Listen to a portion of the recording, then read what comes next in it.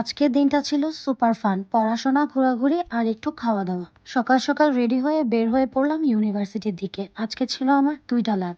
প্রথম ল্যাব সকাল 10:30টায় শেষ হয়ে গিয়েছিল, আর পরের ল্যাব ছিল দুপুর 2টায়।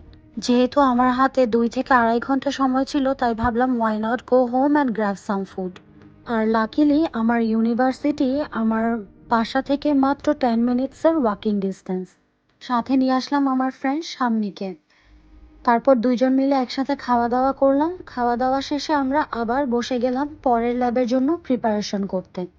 জার্মানিতে অ্যাপ্লাইড সায়েন্স ইউনিভার্সিটিগুলোতে ল্যাব ক্লাসের উপর খুব বেশি ইম্পর্টেন্স দেওয়া হয়। প্রত্যেক সাবজেক্টেই ল্যাব ক্লাসগুলো থাকে ম্যান্ডেটরি এবং খুবই স্ট্রিক্ট বলা যেতে পারে।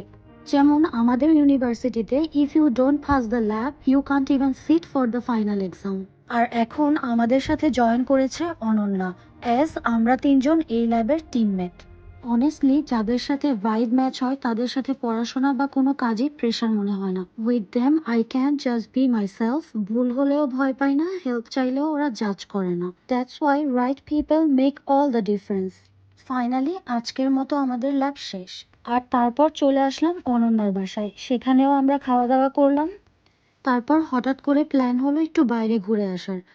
অ্যান্ড জাস্ট লাইক দ্যাট চলে এলাম এই সুন্দর জায়গাটাতে। অ্যাজ ইউজুয়াল আবারও লেকের ভিউ। লেকের পাড়ে বসে আমরা বাকলাভা এনজয় করছিলাম। এটা হলো একটা টার্কিশ ডিজার্ট।